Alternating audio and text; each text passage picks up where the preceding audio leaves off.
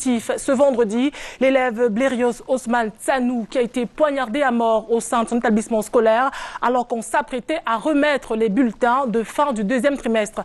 L'adolescent était inscrit en classe de seconde A4 espagnol au lycée bilingue de Deido. Ses agresseurs, vraisemblablement des élèves, sont aux arrêts et en exploitation à la police judiciaire. Yasser Trizotano et Thierry Nana étaient sur les lieux du drame.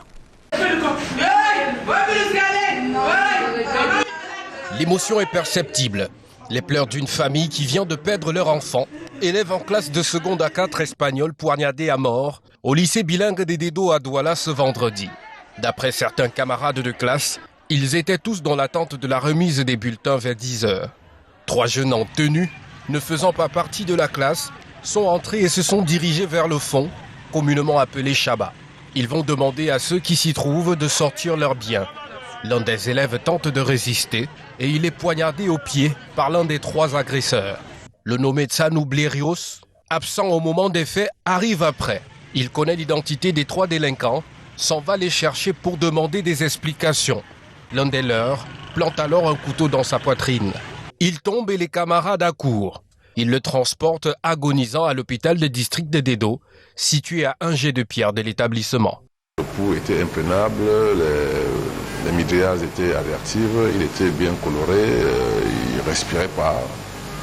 Donc on l'a intubé, on a fait l'adrénaline intracardiaque, on a mis des liquides en flash, on a fait les corticoïdes IV et on a commencé à faire le massage cardiaque.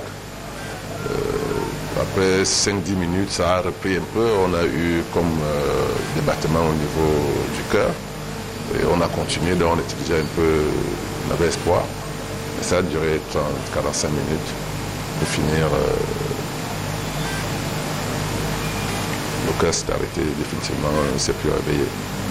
On a vu le long poignard qui a servi d'arme de crime, a dû transpercer le cœur.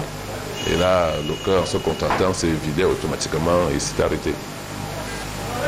C'est ça qu'on suppose. Mais je pense qu'il y aura une autopsie qui va donner des conclusions plus exactes. La famille est informée du drame et le père n'en revient toujours pas. Je partais